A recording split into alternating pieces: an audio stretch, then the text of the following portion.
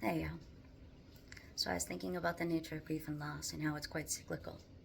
How we can grieve, but that doesn't mean that we'll ever stop grieving in one way or another. When anniversaries and birthdays and things arise and that grief gets triggered, we gotta do something with it. And I think there's a threshold where it goes from being mourning and sadness to, yeah, there's gonna be some sadness, but I can also channel this and I can build a new relationship. With my mom, I have an altar and I write to her and I call it giving her flowers. And yesterday was her birthday, so I wrote.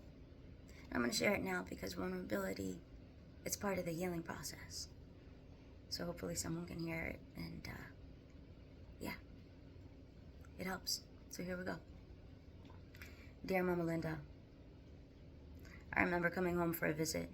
Maybe my last one before that last one, you know? Sleepy from an evening out adventuring, summertime Boston, taking in music, Tim Guerin at Atwoods, I do believe. And then walking the beach all night and catching a sunset that could elicit joy among the grumpiest of aspects and moments. I came home soon thereafter, and there you were, you greeted Chris and I, delighted to see us home. Me thinking we had all the time in the world for those chats and coffee, I leapt for the bed. Hours later, I woke to the sound of chatter mixed with your contagious laughter. I laughed right then and there, and I didn't know what about. I was awake, and what an incredible way to step into the day. I'd love to now say I recall spending that day listening to that cackle of yours and taking time to build moments together to share love. I wish I could say I sat in that rocking chair by the window and gave you my full presence. As if the scene was sacred, a treasure I would hold as my heaven throughout all of my life. I wish I could say that I sat next to you, arms around you, determined that you would feel my love, just all of it. That I've been away in California for so long. I wish I could have had that chat that you and Chris had. The one that he later told me left him both in stitches and in deep admiration. You're a wonderful listener, he noted, and you tell the best stories in the best ways.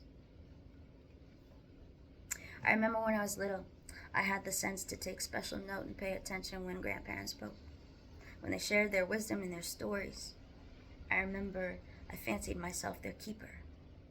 Remember with them and you will help them to keep this alive for always. It'll be your treasure and you can share it with the next generation. And it worked, I remember, almost all of it. I say it to myself sometimes and I bring them back to life.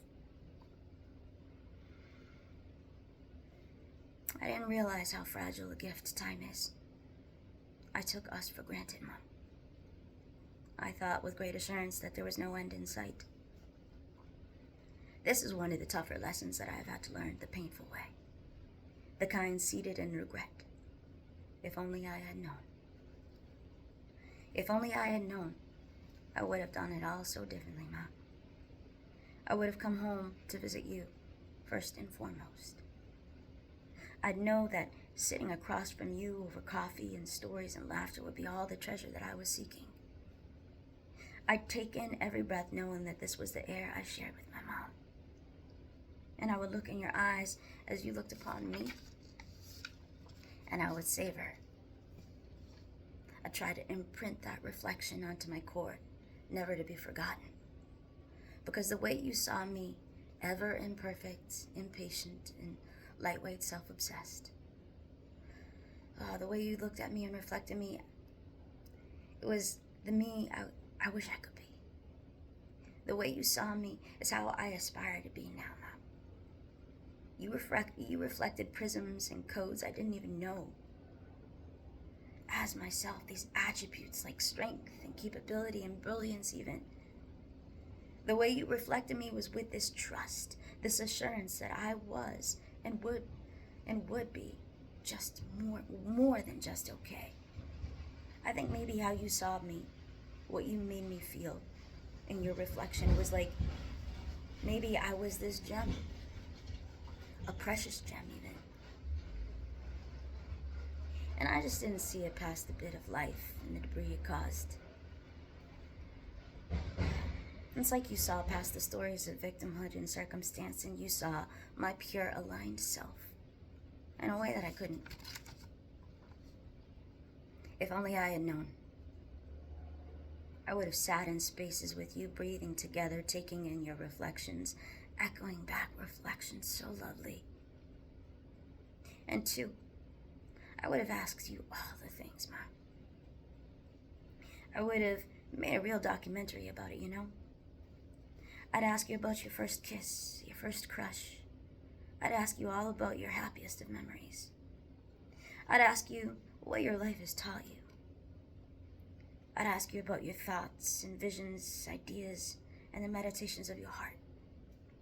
I'd want to hear it, know it, recorded on my heart, just for always. If only I had known.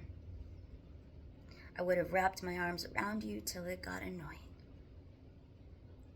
I would have kissed your face 100 times. I would have held your hand just because I needed to be closer than just sitting next to you. I would have listened to and sang music with you all day and all night. If only I had known. I would not have left. I might not have left. So, while I can't go back to then and there with you, I sit with you now.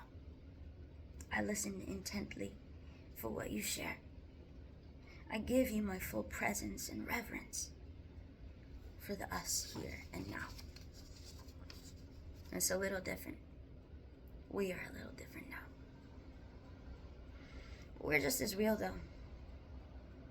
It's just your laughter is now the symphony of the trees, and it still elicits just as much joy as ever. Contagious. And your wisdom is now the song lyrics and literal signs that appear, as if clearly and by design, a grace when needed most. Your faith in me is now the armor of courage I wear to walk into spaces and through life as a warrior. I know who I am, and I know too, I am fiercely protected. I got one hell of an angel. Your love is now the swell I feel from within. Like somehow you seated your love for me within me, so now I can love me as you did. I wish I knew then what I know now. But too, I am grateful for this. I'm grateful for us. I am grateful for you. And I'm grateful for now. I love you, Mom, with all of my heart and soul. Linda Diane Mahale, Mama Dukes. You will truly never be forgotten.